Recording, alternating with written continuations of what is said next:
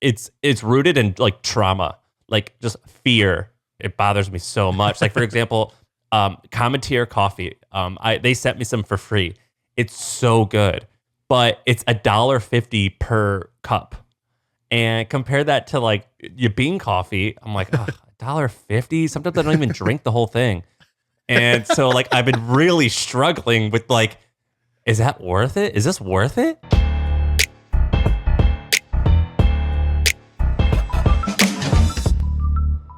Can I tell you something interesting I saw? So the 0.01% rule. So Nathan Barry came on the pod and he was cool. So he's the founder of ConvertKit. He came on. He was telling us about some blog posts that either he's written or that others have written that he liked. So I went back and I read one of them. And I saw this thing called the 0.01% rule. Have you seen this? No. Okay, so I'm but he's pretty amazing. I'm going to pull up this, where's the blog? 0.01% rule wealth. Let me see if I can pull it up here. Okay, I'm not going to be able to find it real quick here, but I'll put the link in, Ben, if you can find it, or search Nathan Barry, wealth ladder, 0.01%. So basically, the way the guy's thinking, he's like, you know, he's like, he talks about price sensitivity. And he's sort of like, you know, as you get more rich, you know, the way you think about money should change, right? This is like when I came to your house and you had like CVS receipts in the glove compartment because you were like saving them for like the $3 thing. And you're like, hell yeah. And I was like, dude, you just sold your company for like many, many millions of dollars. What are you doing with these CVS receipts? You're like, I just like to do it. It's a habit. And so this guy talks about like, the richer you get, you should sort of, he's like, this works for when you sell something to somebody or yourself as you get to that level.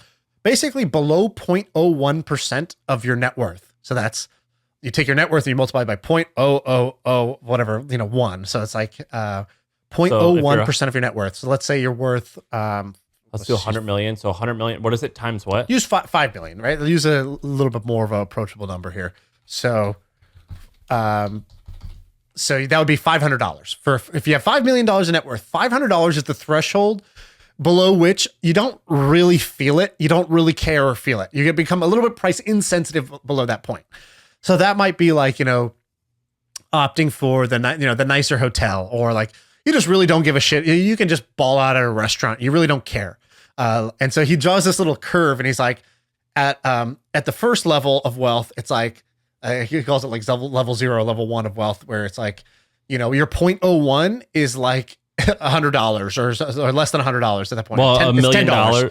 Yeah, $1 million would be $100. Yeah. So he's like, you know, at that point, like, you know, if you're at the grocery store and something costs an extra $1, like you care. You don't want to buy the eggs that cost $1.99 more. You care. He's like, then the next level, the next jump up is you're like, well, I don't care at like, you know, it's the way he draws the chart. It's like, what are restaurant prices? Then the next one's like, what are vacation prices? It's like, you don't even really care about how much your vacations cost. The next one is like, you know, you could fly first class. And then the final one is like, you know, or the next one is like, you can buy a crazy house, and you know, you're not really feeling house prices as much. And then the final one is like, you know, what are prices anyways? Like, you know, this is when you're worth over $100 million.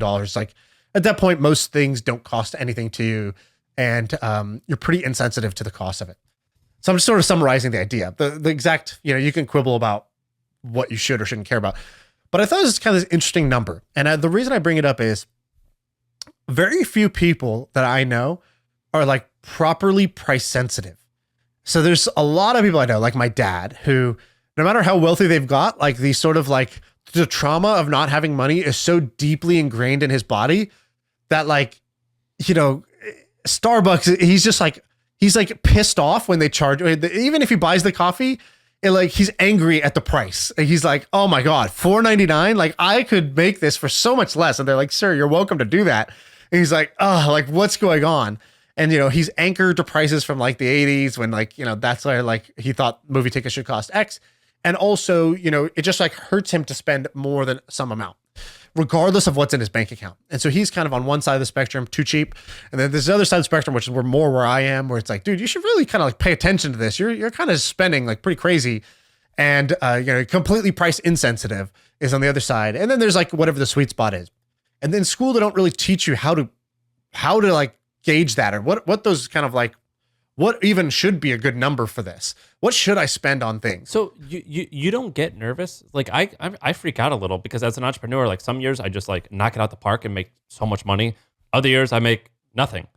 I mean, hopefully I don't think nothing will ever happen again, but like there's times you don't get nervous about running out. No, actually, like 2 months ago, I was like, oh my God, I have like no cash left, no cash on hand left. I was investing in everything I saw. I was putting money into startups, into crypto, into stuff. I was spending a bunch, like my payroll expanded. And I was like, oh my God, I have like so little cash in How the much actual. I felt that way too. It was when under.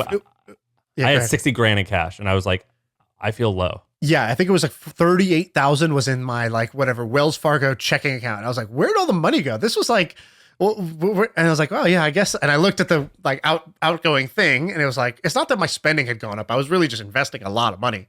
But I was like, wow, I need to manage cash. For most of the time for me, it's like, oh, I need to send my invoices for like things, like I was like, all right, I'm going to teach a course and I'm going to invoice, for the podcast. And I'm going to like do the things that bring in like cash today versus most of the things I invest my money into are like long-term illiquid things or like my own businesses, right? Like, maybe I should take a withdrawal out of my business and like put money in my bank account. And so, it was just like a reminder of that. But no, I don't really get too worried about that. And maybe, again, I think I'm too far on the dial of like willing to spend on whatever. Ramit Sethi, this is pretty much what his entire, not course, but his entire image and content is about, which is like, he's got this podcast where couples argue like, we're worth $3 million and he got into a fight with me because I spent $80 on this silly thing. And Ramit's all about that. I'm more like your father than I am like you. Like, and I think it's just rooted. It's rooted in like trauma, like just fear. I've got the same thing where it's just like, it bothers me so much. Like for example, Commetier coffee. They sent me some for free. It's so good, but it's $1.50 per cup. And compare that to like your bean coffee. I'm like, $1.50. Sometimes I don't even drink the whole thing. And so like, I've been really struggling with like, is that worth it? Is this worth it? Or the backsplash on my sink in my kitchen, we need to replace it. And it's $800. And I've been fretting over it for over a year now. I'm like, $800 to replace that? Like, you can't. So even though it will add value to the home and also make me happier, I understand why your dad thinks that way. It's real. I think it's challenging when it's proper trauma, I think, of like, you felt one way for years and now you suddenly like things are different. Yeah. Maybe we actually need money therapy specifically. I think that's actually a good idea here. So therapy is this broad thing that has like a bunch of associations with it and mostly is like stigmas and blah, blah, blah. I think somebody needs to spin off, and Ramit sounds like he's kind of doing this, which is money therapy is a great idea. Financial therapy. And it's like, yeah, have a money coach, or, you probably need to switching therapy to coach is the hack to like, oh, I'm focusing on performance and not like, fixing a broken part of me. But so in reality, it's that. I tried finding people like this. And when I met them, I was like, look, we're just getting to know each other. Not a financial advisor. Different thing. No, I know. I would go to therapy for a lot, and I would go whenever I was trying out a new therapist, I'd be like, so I'm not trying to sound like a douche or big headed, but like I'm a high achiever. Like I want to like conquer the world and like do cool shit. And so I don't want to talk like this is the place that I'm coming from. Like I'm high octane, baby. Can we make this happen? Do you have the tools necessary or no? Or do you like specialize just in like, like traditional? So wait, what were you really trying to tell her? You were trying to tell her that my problems are not like, I'm not broken. I'm trying to like just achieve a higher level of success. Or were you trying to tell her like, I'm an A player? Are you an A player therapist? Or is that what you were trying to ask her? What were you trying to ask him? No, the blunt way to explain it is I'm complaining about some rich people problems. Okay, gotcha. And like, I'm just like mostly just insecure about certain things. And I want to like use that to like conquer the world. Right. I'm not verified on Twitter. Yeah. And like, I'm going to complain about stuff that sounds super weak because like on outside, like everything's going great, but I need you to like empathize that like, I'm trying to like go places and I don't need you to tell me that like, well, you made $1 million that last year. Isn't that good enough? Like, no, dog, that's not. Like, I need you to understand, like, what's at stake here? You know what I mean? And Sam, what is at stake here? You're better I'm than gonna be your money therapist. But you know what I mean? Like, Totally. And so, like, I would meet people, and I'm like, oh, you've only worked with like a certain type of person. You have like, I don't think you'll be able to help me.